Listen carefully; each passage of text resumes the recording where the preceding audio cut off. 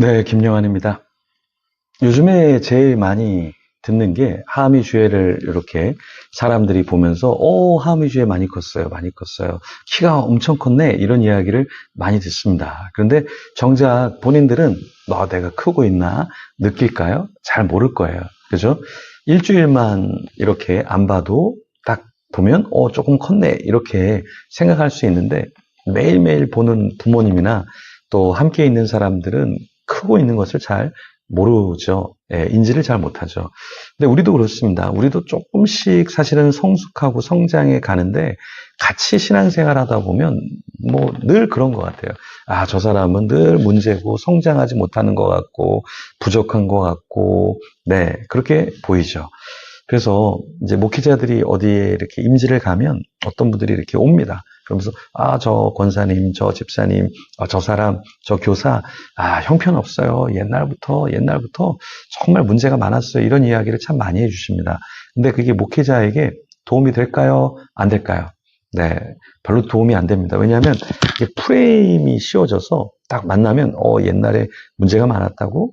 지금도 많을 거야. 목회자도 그렇게 세뇌가 되고 새로운 시각으로 이제 보기가 굉장히 어렵습니다. 그래서 우리 자신도 잘 성장하고 성숙하는 것을 느끼지 못하지만 우리가 함께 있으면 또 내 곁에 있는 사람도 잘 변화된 것을 캐치하지 못하게 되죠. 근데 우리가 성장할 때 가장 중요한 게 뭐냐면 성숙할 때 정말 빨리 성장하고 성숙하려면 조언을 잘 들어야 한다라는 거예요. 특히 이제 나이가 들면 10대, 20대랑 달리 이제 40대, 50대, 60대, 70대가 되면 나이가 들면 누군가 우리에게 조언해 주지 않습니다. 그런데 누군가 무엇인가를 얘기했다라는 것은 굉장히 여러분 들어야 되는 말이에요. 그죠? 나이가 들었을 때 누가 조언해 줍니까? 조언해 주는 그것이 굉장히 고마운 건데 그렇게 했을 때 그 말을 들으면 나한테 도움이 된다.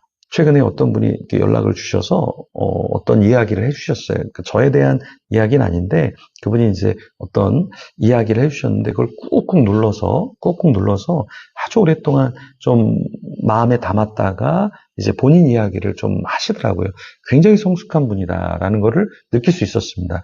저 같으면 바로 제 생각을 이야기했을 텐데 그분은 혹시 누가 상처받을까봐 눌러놓은 이야기를 이렇게 들려주셨는데요. 누군가 우리에게 조언을 해준다. 그러면 잘 듣는 저와 여러분이 되기를 소망합니다. 자, 오늘 본문 19장 12절에서 22절에 보면은 이제 이 조언에 대한 이야기가 나오는데요. 롯과 그 소돔과 고모라의 그 상황 가운데 어떤 내용이 펼쳐지는지 같이 한번 살펴보겠습니다. 먼저 12절에서 14절 같이 읽어보겠습니다. 그 사람들이 롯에게 이르되 이외에 내게 속한 자가 또 있느냐? 내 사위나 자녀나 성 중에 내게 속한 자들을 다 성 밖으로 이끌어내라. 그들에 대한 부르짖음이 여호와 앞에 크므로 여호와께서 이곳을 멸하시려고 우리를 보내셨나니 우리가 멸하리라.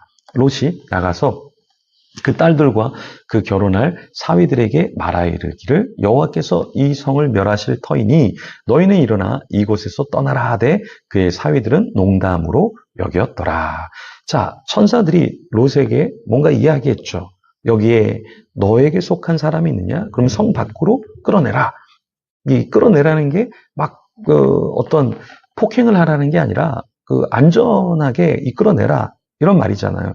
그러니까 천사들이 이제 롯이 굉장히 괜찮은 사람인 것 같으니까 성에서 도망가라, 피해라 이렇게 조언을 해준 거잖아요. 롯이 알아듣고 그렇게 피하려고 했어요. 근데 사위들이 말을 듣지 않죠.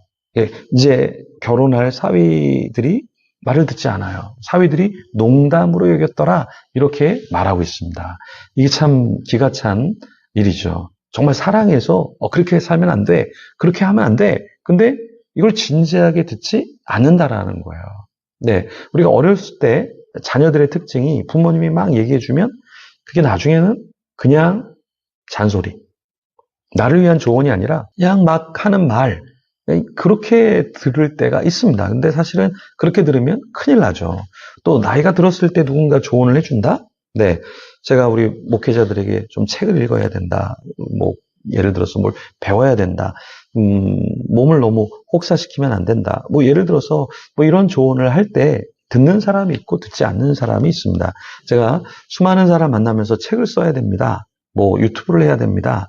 뭐 이렇게 성실해야 됩니다. 참 많은 이야기를 했지만 그걸 들은 사람은 굉장히 잘 됐어요. 근데 듣지 않는 사람들은 여전히 힘겨운 가운데 살아가고 있습니다. 제가 저희 교회에도 어떤 분을 초청해서 같이 연합해서 뭔가 이렇게 하려고 했을 때 와서 열심히 한 분도 있지만 그냥 대충 하다가 떠난 분도 있어요. 근데 누구에게 손해가 있을까요? 조언을 듣는 사람이 훨씬 유익함을 누리게 되는 거죠. 자, 천사가 이제 롯을 재촉합니다. 그래서 일어나서 사위들이 말을 잘 안 들으니까 아내와 두 딸들을 이끌어내라.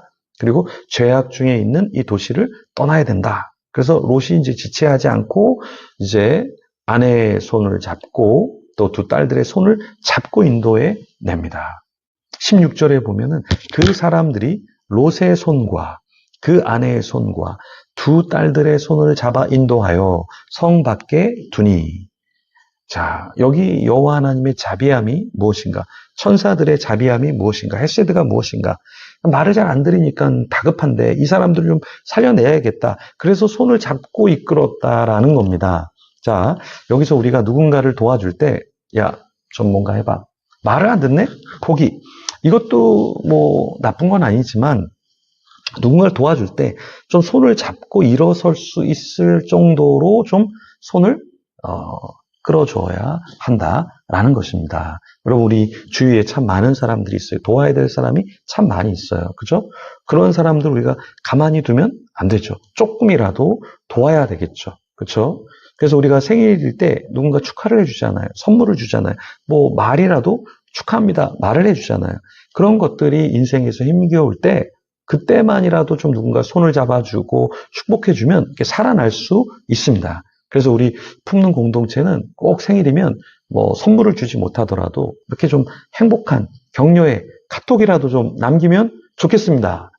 네, 뭐 누가 생일이든 뭐 누가 뭐 결혼을 하든 누가 뭘 하든 너는 결혼을 해라. 너는 생일이니 그냥 살아라. 이렇게 하면 안 돼요, 여러분. 이렇게 하면 안 돼요.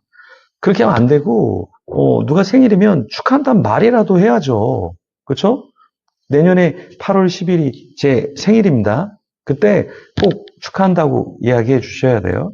주위에 힘겨운 사람 있으면 힘드시죠? 말이라도 한마디 해야 됩니다. 커피 한 잔이라도, 1,000원짜리 커피 한 잔이라도 좀 이렇게 대접하면서 손을 붙잡아 주는 것이 필요하다. 지금 시대는 수많은 사람들이 멸망의 길로 가고 있고 중독, 우울, 상처, 가스라이팅 마구 당하고 있어요. 근데 그런 사람은 아유 그냥 피해자지.